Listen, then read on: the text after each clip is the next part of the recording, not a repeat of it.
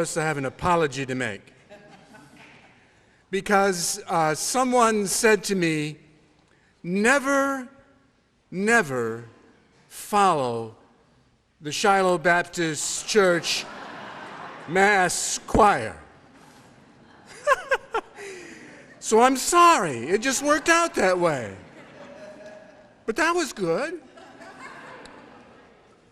But it's going to get better. It's going to get better.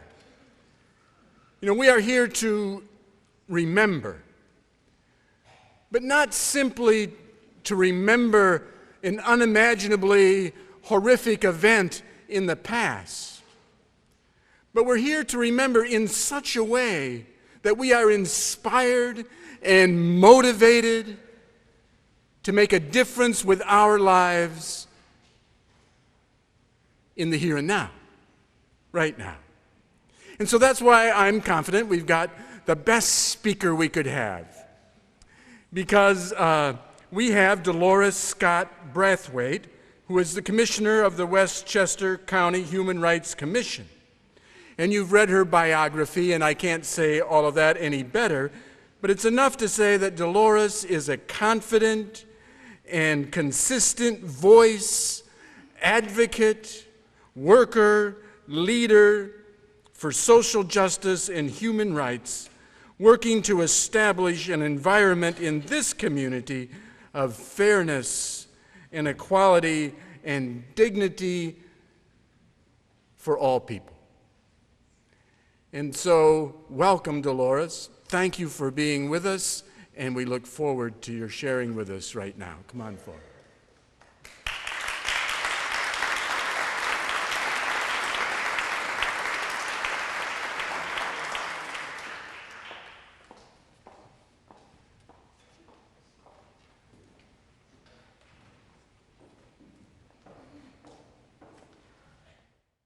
I'm going to begin by saying thank you to Shiloh Baptist Church for the spirit that you have brought in here tonight. Thank you.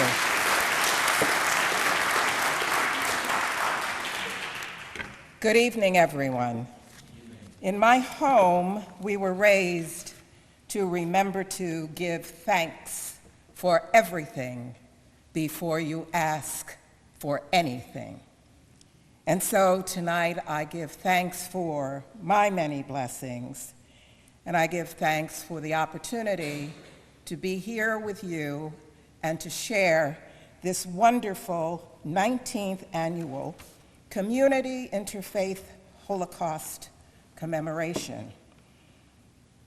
I am both honored and humbled to share this evening and to be a participant in this wonderful program.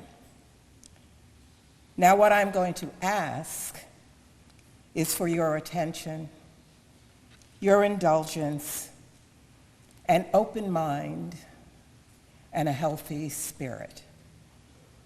And I am aware that in many instances, I may be preaching to the choir. But that only means that you have a charge and a responsibility to go out into the wider world and take the message that you hear tonight to others. I want to allow me to bring you greetings from the office of the county executive and the members of the Human Rights Commission governing board. In fact, tonight the county executive is giving his first State of the County address, where I have been mandated to be, but as I said to him, I have promised to be here in Bronxville tonight, and this is where I believe I should be. So I have sent my deputy in my place to be at the State of the County address. So I am pleased to be here with you this evening. My talk this evening is about building the bridge to humanity, the power of one, the power of many. And I believe that my talk goes hand in hand with the theme of this commemoration, remembering the past to make a difference today. When I began this journey to speak to you about building the bridge to humanity, it began as a historical visitation for me, looking at the Holocaust, looking at slavery, looking at genocide, looking at apartheid, and the depth and breadth of these acts of inhumanity, and the strength and the power that it has taken and continues to take for us to rise up from these atrocities. But recently, some things have occurred that has caught my attention, reminding me that we are still in the midst of many atrocities. The recent reenactment of the Tulsa, Oklahoma massacre of thousands of Black Americans disturbed me. The anniversary of the Columbine massacre reminded me again about the atrocities that we still live with.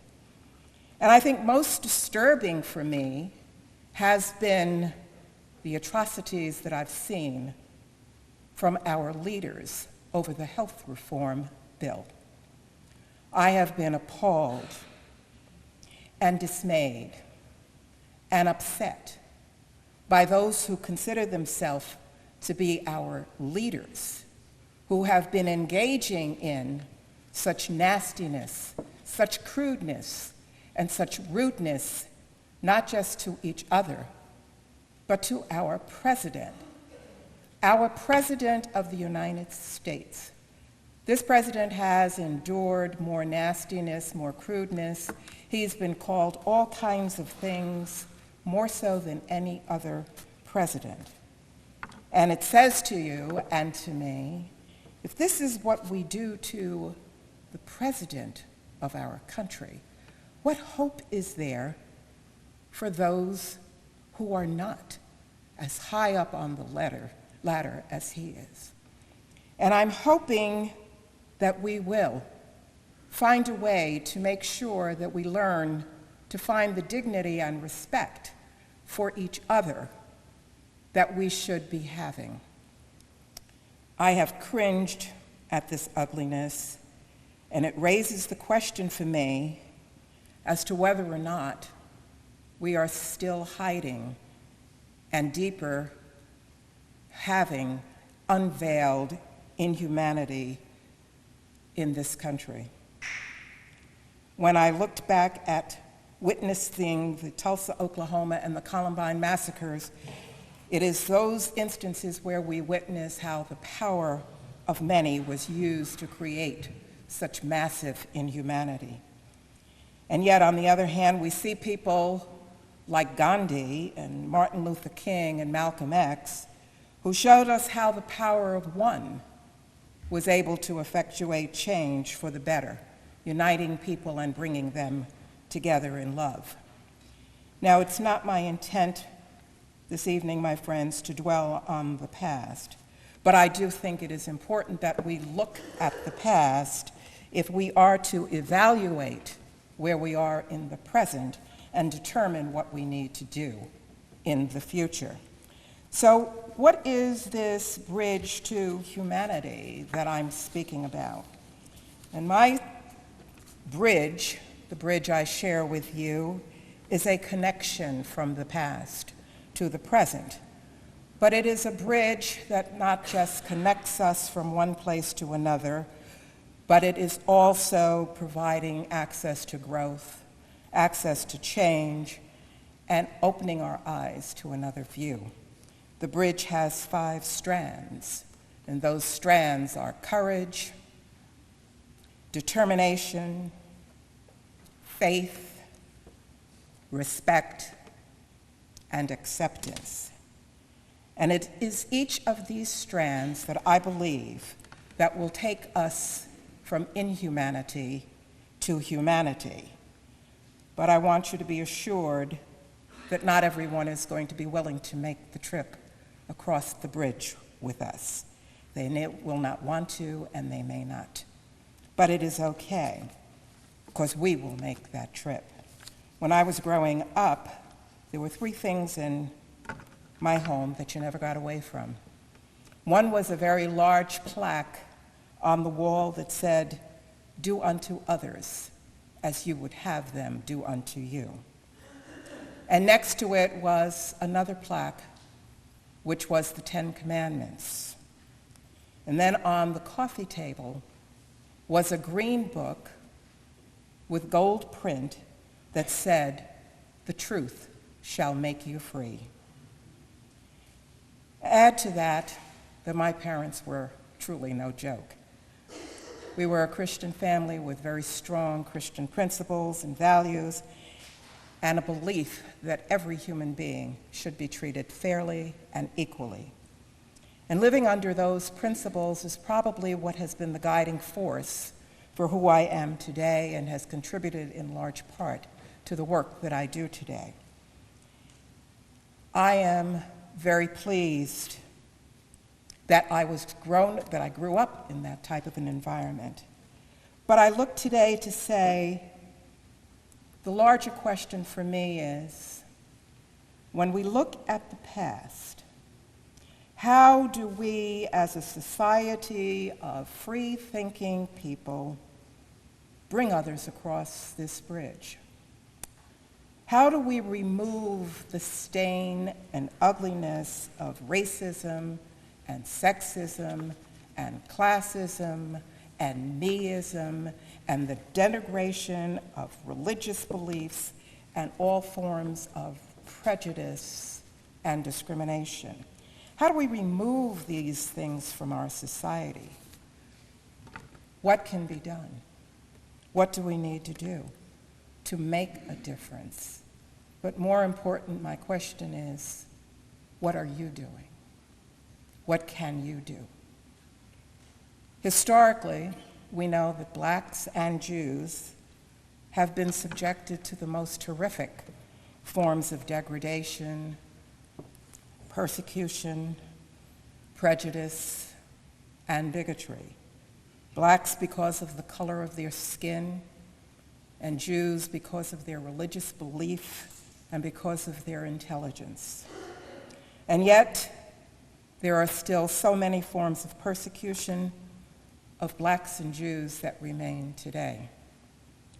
Last year, I was called to Yorktown Heights because a synagogue had been vandalized and desecrated by some teenagers. This was done 1 week before Passover. And the look in the eyes of those who were members of that synagogue was absolutely heartbreaking. A similar incident occurred somewhat later in Mount Kisco. 2 months earlier, I had been in New Rochelle, where 2 nooses had been found in the high school. And then in another school, on the locker of one of the few black students, a big letter N on the locker. And then I was in Pleasantville, where the students had been drawing swastikas and placing the N on doorsteps. This is today. This is what is going on today. And most recently, we are finding that the Latino community is also now falling prey to a lot of the discrimination, degradation, and violence in this community. So the question is, when we look at the past and we see where we are today, how far have we really come? How far across that bridge to humanity have we actually traveled? And how do we get across the bridge? What do we need to do? Many of us are familiar with the works of Gandhi. And according to history, Gandhi, as a legal advisor, was sent to South Africa, where he experienced a significant amount of discrimination and how appalled he was at the denial of human rights and human dignity for the Indians. And he threw himself into the struggle of human rights. He advocated nonviolence, passive resistance, civil disobedience. all of which landed him in prison numerous times. But he didn't give up the fight because he found that nonviolence and passive resistance and civil disobedience was much more effective in getting human rights for the Indians. Now we know, and we won't go into the history, but Gandhi was subsequently assassinated by a religious fanatic who did not believe in what he was doing. But what we learn from Gandhi is the power of one who was able to effectuate change by influencing many. And we hear and know about the Reverend Dr. Martin Luther King, who was also an avid follower of the teachings and the work of Gandhi.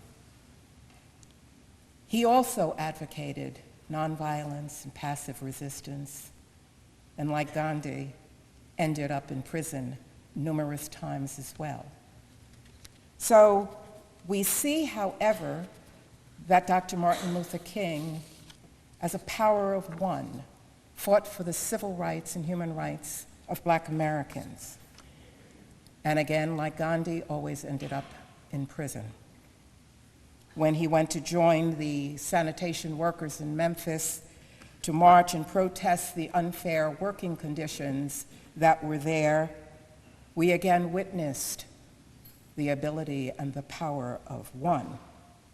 Unfortunately, like Gandhi, Dr. King, too, was assassinated. But the teachings of Gandhi and the teachings of Dr. Martin Luther King have created a legacy for us that we stand on and follow today. But I don't want you to think that the power of one is always for good, because we can see the power of one in Hitler. We know from our history that Hitler set out on a determined course to annihilate the Jews, and did so, leading a massive destruction that created the Holocaust. But it took the power of many to come together to overcome the devastation and destruction of that power of one. Not too long ago, I had the privilege and the pleasure of meeting a woman named Tina Strobos, who was honored by the Holocaust and Human Rights Education Center. And I am honored to be on the board of directors of the Holocaust and Human Rights Education Center. Tina Strobos is a young woman engaged in the nonviolent and peaceful activities of hiding the Jews, hiding Jewish children, making false passports, and taking them underground so that they could leave the country. And her story is very moving. And again, we see the legacy of Gandhi and Tina Strobos. We see the ability and what the power of one can do. When I listened to her story, I was reminded of Harriet Tubman, the Black abolitionist who freed the slaves and who took the slaves in the Underground Railroad to get them out of the country and help them escape slavery conditions. She was called the Black Moses, and it says that she never lost a passenger. Harriet Tubman's life and legacy, and Tina Strobos's life and legacy, are monuments to the strands on the bridge of humanity. They exemplify the ability of what can be done by the power of one. But where are we today on this bridge? If we remember the strands, I believe that Gandhi and Dr. King and Tina Strobos, Harriet Tubman, Rosa Parks, Nelson Mandela, and many others have brought us to a place on that bridge that has helped us to travel beyond courage, to travel beyond determination. But it seems to me that we are stuck at the strand of faith and hesitating and struggling to get to respect and acceptance. Why? I'm going to fast forward, and I'm going to ask you to allow me to speak for a minute about the Human Rights Commission, of which I have the privilege of heading up for the County of Westchester. There are many humanitarian agencies, but I do believe that the Westchester County Human Rights Commission is the leader in bringing people across the bridge to humanity. State legislator Andrea Stewart-Cousins, who at the time was a county legislator, heard the cries and complaints of the many people in the county of Westchester where they had been denied their human rights. Many had filed claims with the State Division of Human Rights. The State Division was so backlogged and had so few people that nothing was getting done. Cases had been sitting there for 10 and 12 years. So Andrea decided to do research, writing, and developing legislation that would create a Human Rights Commission for the County of Westchester, and she did so. She solicited the assistance of Lois Bronze and George Latimer. Andrea shows what power of one can do. And soliciting the help of others, she and they were able to create and move forward the creation of the Westchester County Human Rights Commission. We see in this the power of one who began and encouraged the power of many. We are pleased as a commission to be celebrating this year 10 years of service, education, and outreach to the community of Westchester County. We have handled more than 3,000 claims. We have handled since August of 2008 over 200 housing discrimination claims. We have obtained over $1 million in settlement, an unqualified and unquantified number of significant equitable relief for many people, and we have provided extensive education, outreach, and diversity initiatives to organizations and businesses, helping to bring them across the bridge to humanity. Today I spent the entire day at Scarsdale School District where they were celebrating Human Rights Day. I've been going since 7 o'clock this morning, and we spent the entire day there helping the children to understand the importance of human rights, of respect and dignity for every human being. My friends, racism and prejudice and bigotry and hate are alive and well, and they're living right in your neighborhood. Our children do not come here knowing about hatred and bigotry. These are learned behaviors, and that has been proven over and over and over again. Not too long ago, there was a television show, and they had a debate and discussion with some families, and the families were sitting there, and it was a Caucasian family, a black family, Jewish family, and a Spanish family. And the Caucasian family was over to the side because they didn't want to be where the blacks and the Jews and the Spanish were. And the moderators was saying to them, why can't we all live together in peace and harmony, and your children can play together? And they said, and the Caucasian people said, well, no, and we don't want them in our backyard. We don't want them in our neighborhood. It's bad enough that we had the Jews coming in, then the blacks started coming in, and now the Spanish people want to come in.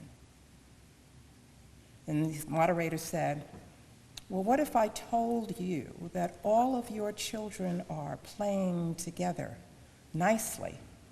They don't know anything, because children don't know anything about color. They don't know anything about religion except what we teach them. And they put on a video to show the children all playing together in the room, the white kids, the black kids, the Jews, and they were all having a good time. And the Caucasian couple became livid. They said, "Why are our children in there with them?" And they said, "But we want to show you that children are taught these things. All children know is that there is somebody else their size that they can play with and be with." And the Caucasian couple yanked off their mics and got up and said, "Get my children out of there." Children are taught, and they grow up with what they have learned. Last year I was asked, or the commission was asked, to help a foreign exchange student who was here studying at Manhattanville. And she was about to be expelled. She was from Latin America.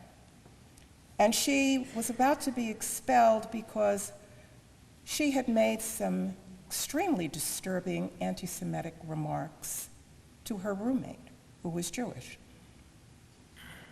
And her roommate and her friends turned her into the administration.